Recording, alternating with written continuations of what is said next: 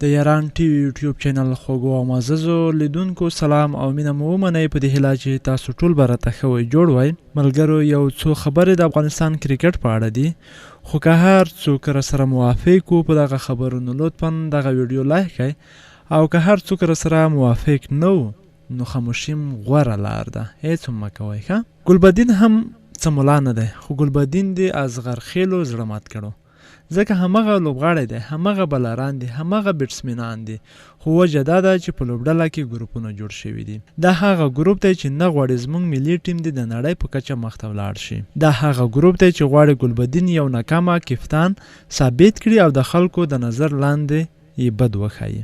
دا هغه ګروپ دی چې دوی غواړي په بیرته د میراثي کپتانۍ زموږ لاسته راشي. دا هغه ګروپ دی چې دوی د کپتانۍ په وخت کې به ټولو د وطن لپاره لوبه کوله، خو اوس وطن خو لا پرېږده چې د ځان لپاره یې هم نه کوي. دا هغه ګروپ دی چې عقل نه لري او ځان د نړۍ په کچه پاتې راولي.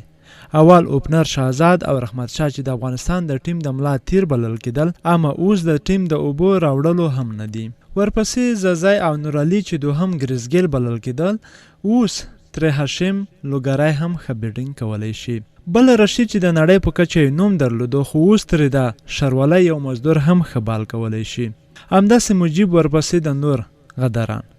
ای اصغرخیلو، د خدای جل جلاله خاطر وکړئ چې د ډلې ټپلې نور پرېږدئ. ستاسو د لاسه زموږ ټیم د دنیا د خندا شو، دنیا راپورې خاندي. اوس ستاسو د لاسه د خپل ټیم صفت هم نشو کولی. د ټیم نه مو د کینیا او نیپال ټیم جوړ شوی دی. د خدای خاطر وکړئ چې نور د شیطانت پرېږدئ او د یو افغانستان لپاره لوبې وکړئ. د خلکو په زړه کې مو ځان ته کینه راپارولې ده، د خلکو په زړونو کې مو د ځان لپاره مینه کمه کړې ده. نور په دې خپل ګریوان کې لږ فکر وکړئ. سوال درته کوو، غوزر درته کوو چې نور دا ګروپونه پرېږدئ. د اصغرخیلو ګروپ کې اصغر افغان، نوروز منګل، شفیق ستانکزی، رحمت شاه، حضرت الله زازی، مجیب الرحمن، نورعلي زدران او همداشان شهزاد محمدي. که چیرته دوی همداسې دوام ورکړي نو لرې نه ده چې ټول به د شهزاد محمدي په لاره لاړ شي. بیا هم درته وایم که هر څوک زما د دغو خبرو سره موافق وي لطفا همدغه ویډیو لایک او له ملګرو سره شریکئ.